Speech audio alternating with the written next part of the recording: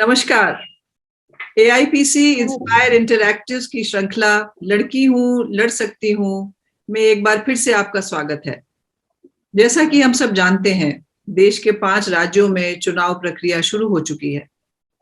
उत्तर प्रदेश में एक नया इतिहास रचते हुए प्रियंका गांधी जी ने 40% सीटों पर महिला कैंडिडेट्स को टिकट देने का वादा किया और बहुत जल्दी भारी मात्रा में महिलाओं को टिकट दिए गए।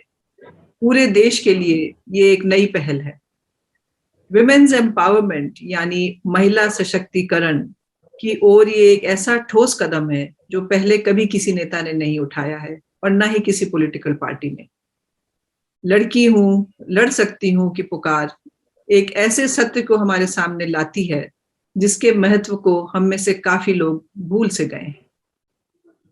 और इसी संदर्भ में आज हमारे कार्यक्रम में हमसे जुड़ी हैं श्रीमती आशा सिंह, उन्नाव। उन्नाव का नाम हम सबको उस दर्दनाक और दुखद घटना की याद दिलाता है जिसकी वजह से न सिर्फ देश में बल्कि देश विदेश में भी भारत का सिर शर्म से झुक गया। आशा जी की बच्ची उस बच्ची की मां है जिसके साथ बर्बरता से पेश आए युवकों के साथ लंबे समय तक कोई कार्रवाई नहीं हुई।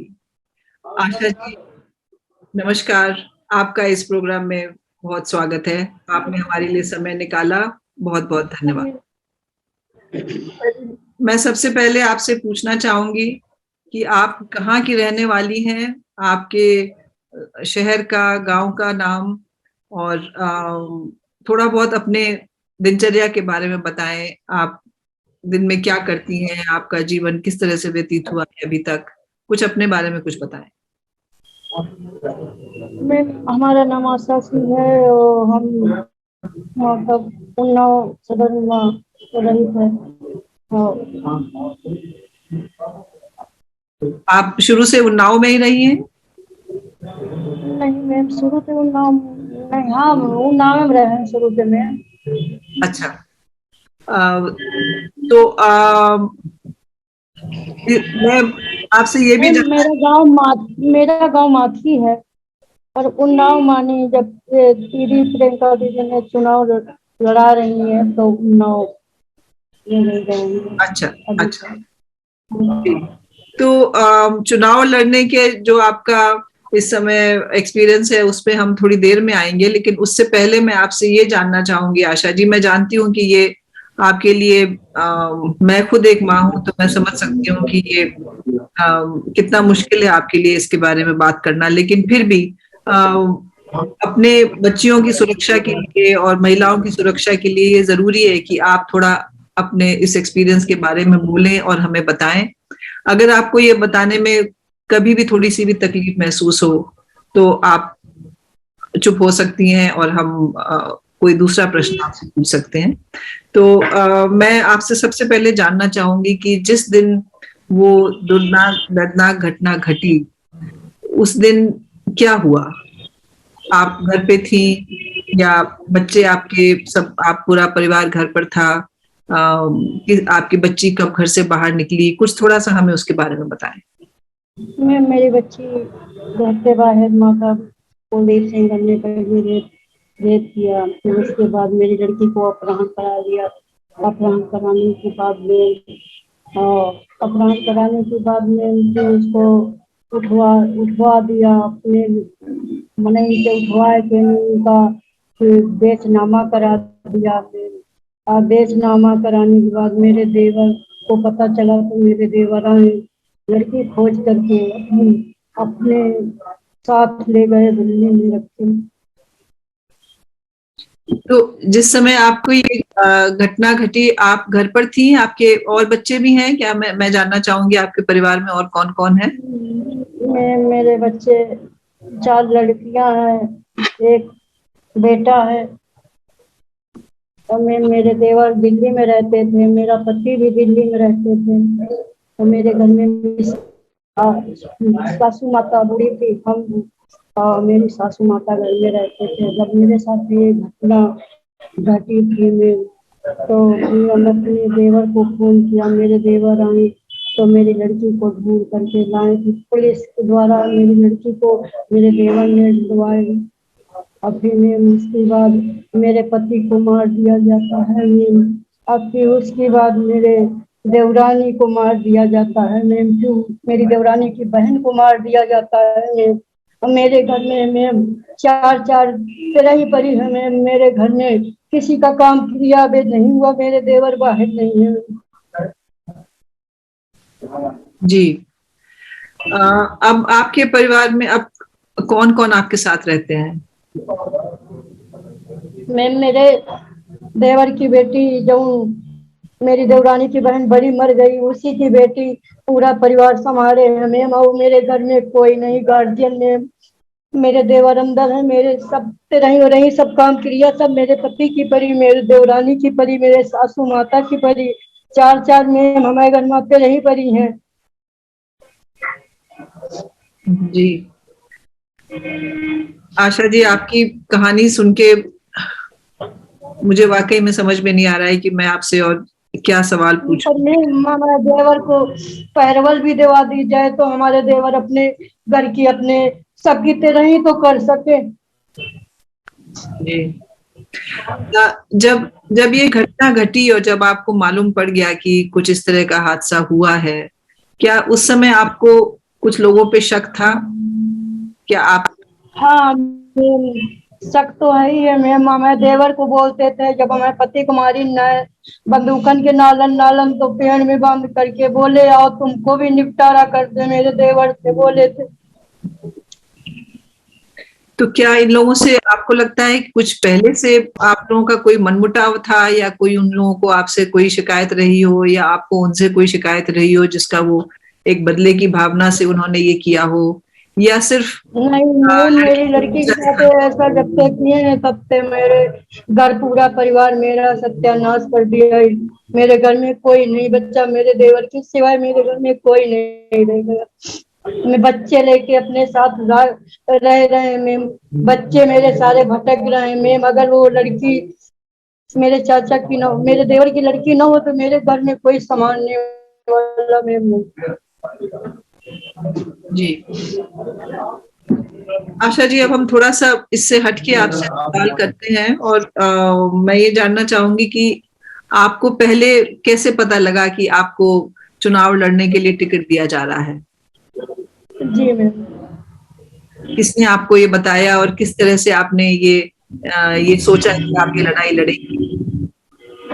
नहीं मैम हम दीदी के पास जाया करते थे दिल्ली में मिलने, तो दीदी बोली चुनाव लड़ोगी तो हम दीदी तक कुछ नहीं बोले, पर दीदी बोली फिर लखनऊ हमका बुलाई, बोली चुनाव लड़ लो, तो हमारी बेटी बड़ी वाली बोली जब मैं इतना कह ही रही तो आप चुनाव लड़ लो भाई, तो तुम आप मदद कर रही हैं मैम। तो जी, तो आपको कैसा लगा, किस तरह से आपने चुनाव की तैयारी करी, और इस समय आपकी क्या दिनचर्या रहती है? किस तरह से आप इस चुनाव की लड़ने की तैयारी कर रही हैं?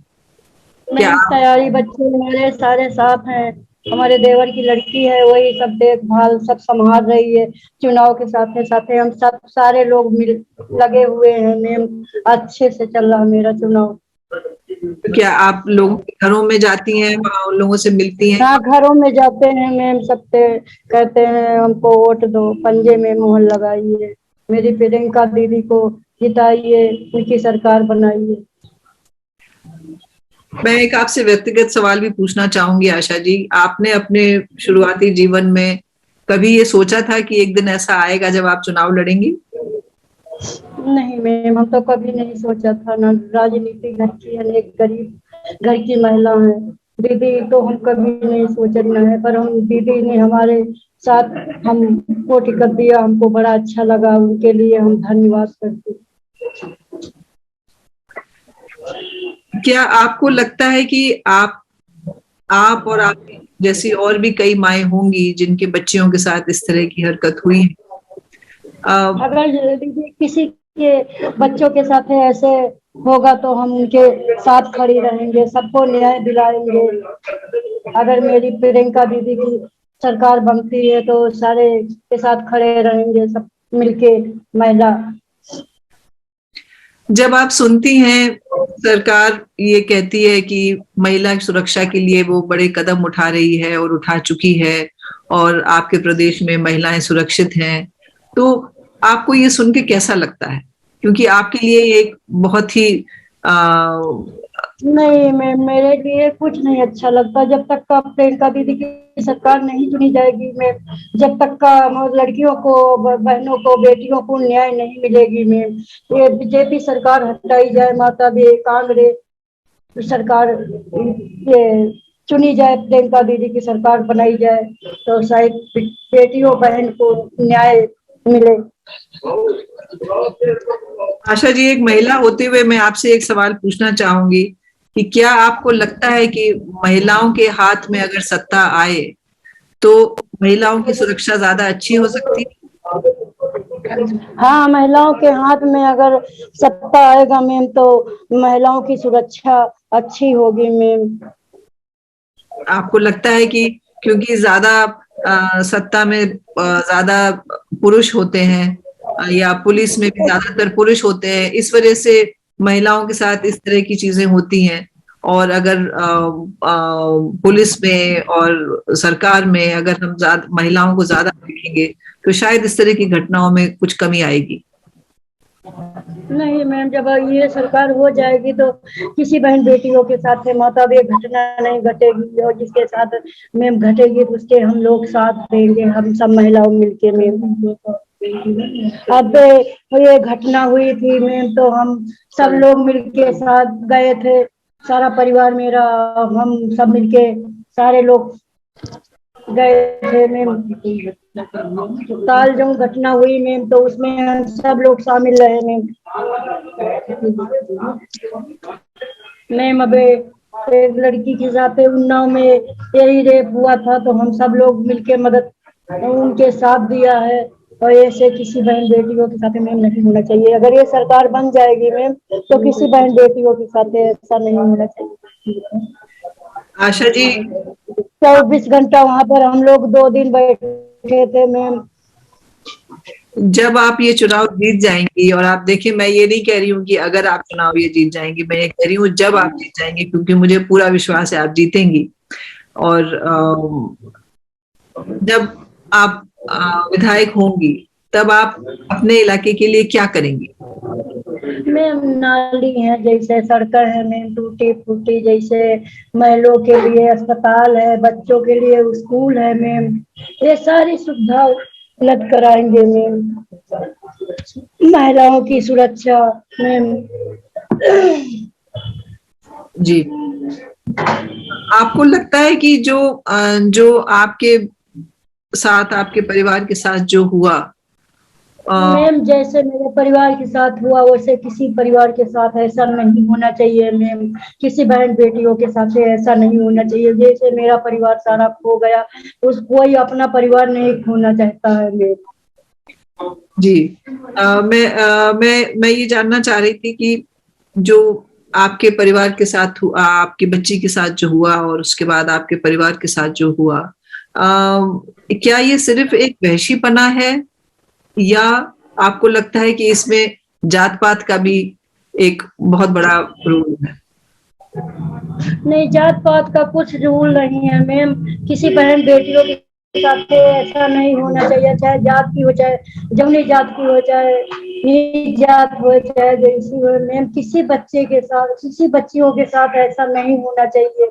किसी बच्चियों के साथ होना होए तो उसको फांसी होना चाहिए मैम। जी, क्या आपको लगता है कि जो ऊंची जाति के लोग हैं उनको ये लगता है कि वो अपने से पिछड़ी जाति वालों के साथ इस तरह की जोर जबरदस्ती कर सकते हैं और ये करने में कोई? बड़े लोग मैम ज्यादा करते हैं, गरीब लोग तो नहीं कर सकते हैं, पर बड़े लोग जैसे नेता लोग हैं तो बहुत करते हैं मैम। और ये बीजेपी की सरकार में बहुत होता है, अत्याचार होती है मैम। तो आपको लगता है कि ये इसमें जात पात का भी एक योगदान है, और आपको लगता है कि इस सरकार में कुछ इस तरह की घटनाएं कुछ ज्यादा ही हो रही हैं? आपका ये मानना? ज्यादा हो रही मैम।